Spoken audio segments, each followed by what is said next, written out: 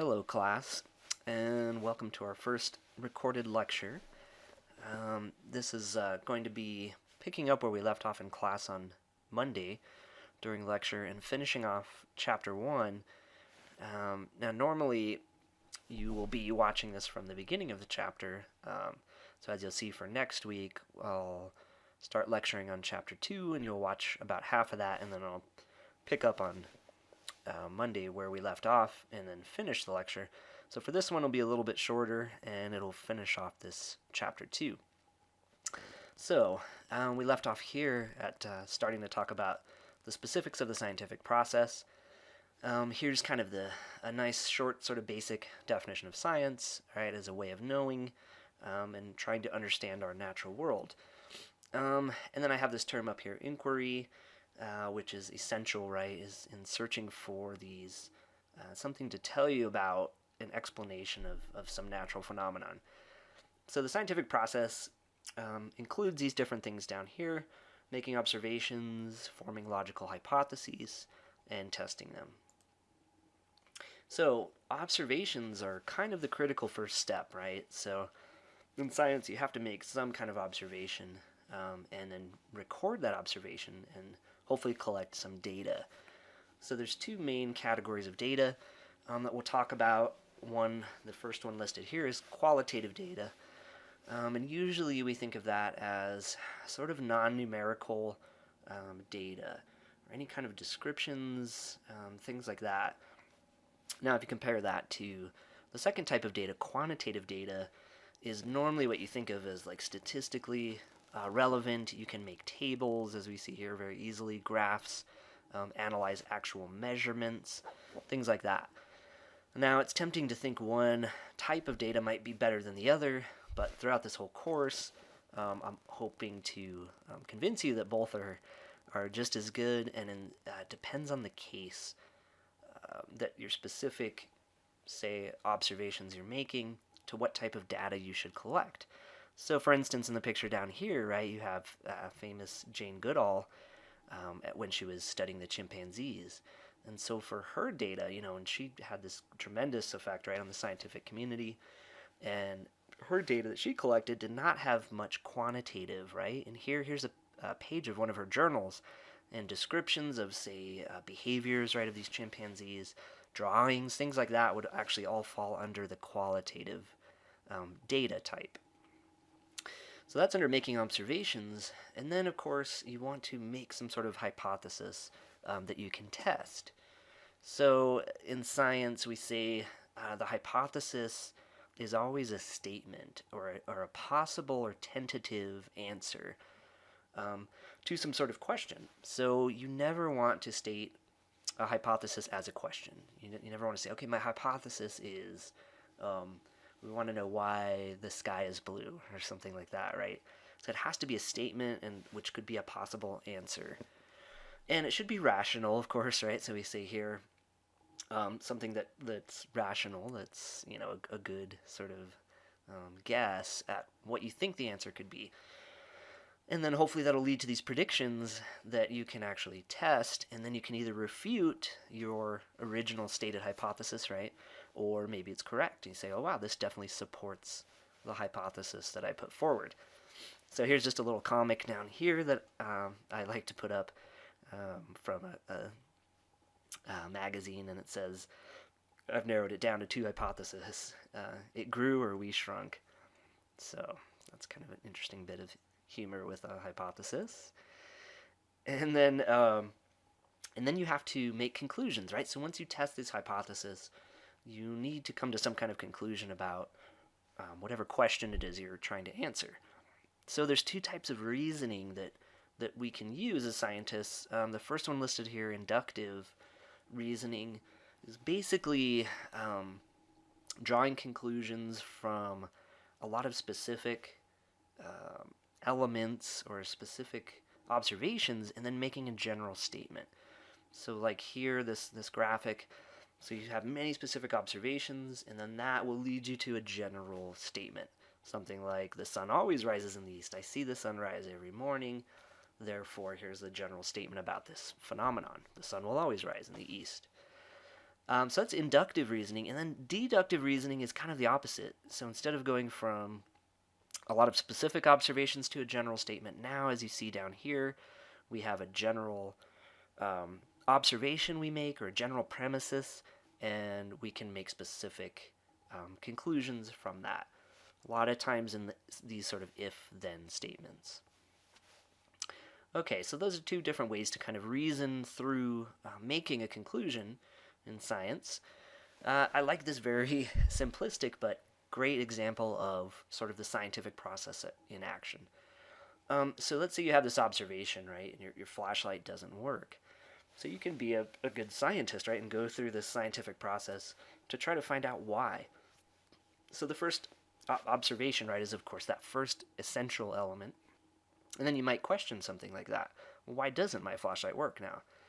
And here are two different hypotheses that could be put forward, right? You could say, my flashlight doesn't work because the batteries are dead.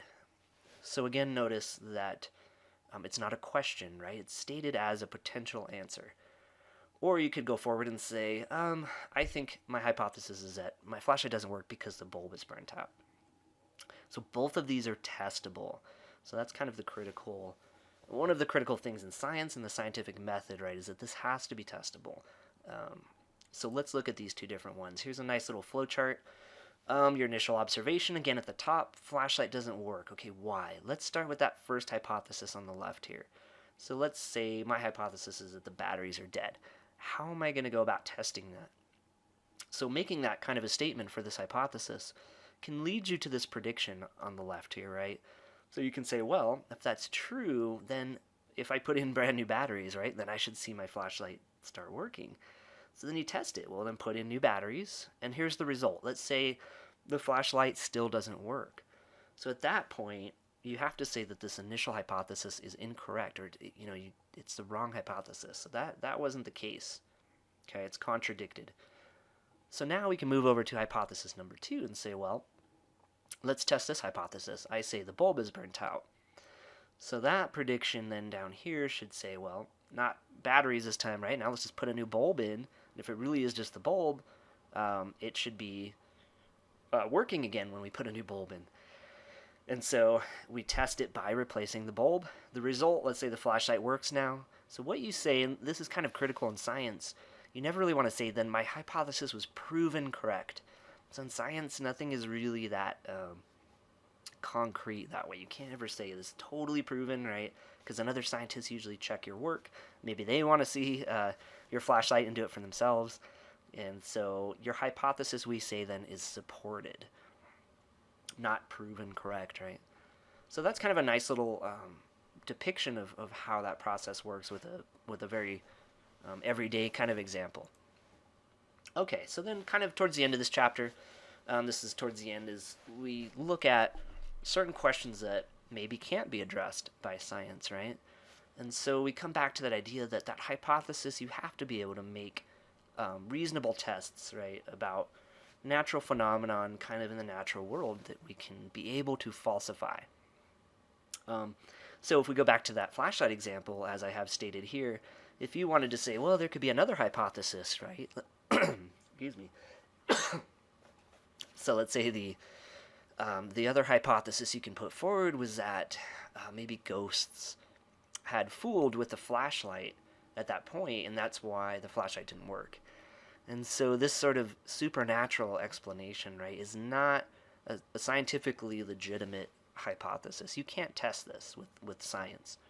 And so I like this quote from the textbook that I put down here. Science and religion are not mutually exclusive or contradictory. They are simply concerned with different issues.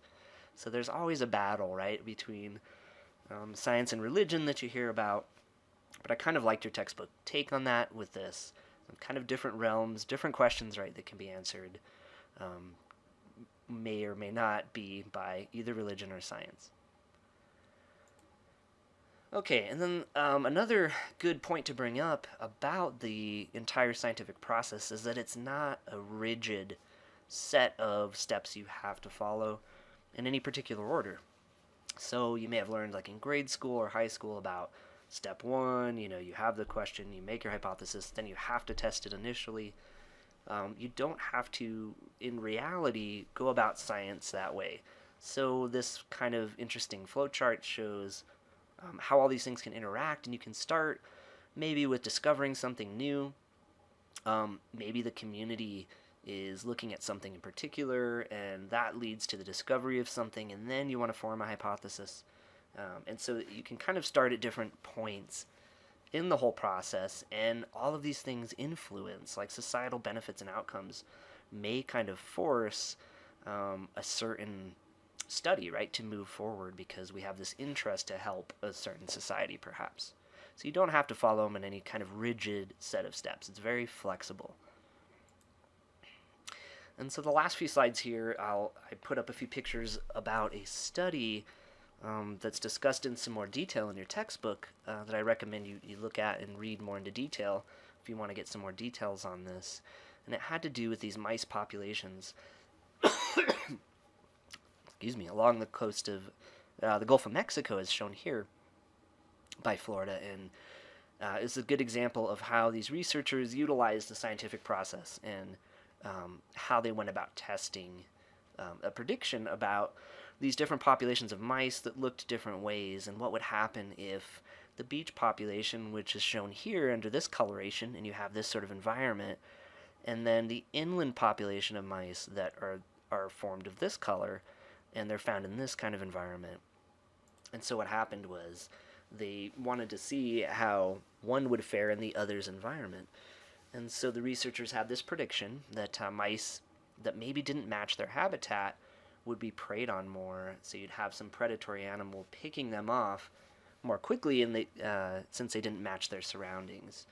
And so they actually built sort of fake models, fake mice, painted them to match one of those two surroundings. Let me go back to that slide really quick so you can see again here. So they might have painted some mice to look like this brownish color and then put them in the beach population. And they suspected that due to the contrasting colors, they would not survive as well. And so they did this and placed equal numbers, right, of each type of model in each habitat. And then they looked and actually recorded these signs of predation that they found. And so here's some data that they collected and they were able to put into a graph format. And so here right on the y-axis we have percentage of attacked models. And then you have either the light models or the dark models, and you have controls, which we'll talk more about as we get more into making graphs and conducting experiments. And so you had a camouflaged model as the control in this beach population or the beach habitat. And then as they placed the darker colored models, they recorded higher signs, as you can see by this bar coming up, higher percentage of predation there. And then they did the same thing and they went to the inland habitat, which had the background of this more darker color. And lo and behold, you see kind of the opposite. The light models they put of mice were sort of preyed upon more, higher percentage than they saw of the darker models. So kind of showing indeed, right, that this camouflage or this matching, blending in to the environment does indeed play a role in survival rates of organisms, right? And so here we come again. So to a controlled experiment, the idea of having this control is an experimental group. So in our case, as shown here, it was the non-camouflaged mice is compared with a control group. So the control is going to be the ones that were camouflaged. And so when you conduct an experiment like this, you're trying to limit the amount of differing elements between each group. So as the second statement shows, ideally your control and experimental group will only differ in the one thing you're trying to test, like either camouflage or not camouflage. So for instance, let's say in their experiment they used a different type of model, or they used live mice that were camouflaged, right, in one, but then a plastic model in the other. But now it's like, well, now you don't know whether some kind of difference might result in that using the live mouse versus the model mouse. So you want to really try to only keep one thing different between these two groups. Okay. So, the very last slide here is just a picture I liked out of the textbook. that talks about DNA evidence. So as we gain more technology and people understand science more, people like this gentleman pictured here can be exonerated. So he was in prison for quite a long time, and DNA evidence surfaced, and they were able to analyze and show that he was indeed not the culprit, and so he was able to get out of prison after many years sort of wrongly imprisoned. And then diverse viewpoints in science is always valued. Communication between many different countries, right? So different cultures is critical in a lot of elements of science, and we can only gain more and learn more quickly by having these different cultures and ideas mixed together. So the example I have on this slide is that the printing press had combinations, right, or input from these different cultures. China brought the paper and ink sort of together with the European idea of already producing in mills, and lo and behold, that created the printing press. So science can only benefit from this diversity and acknowledging and accepting this diversity.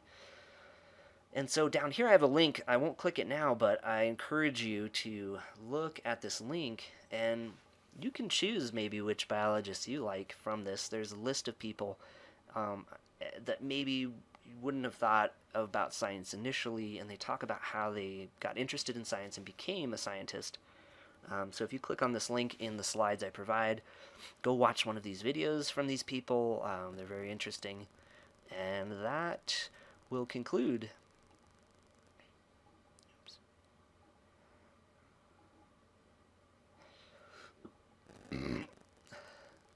And that will conclude our discussion of Chapter 1. And I will see you all Wednesday. Okay, bye.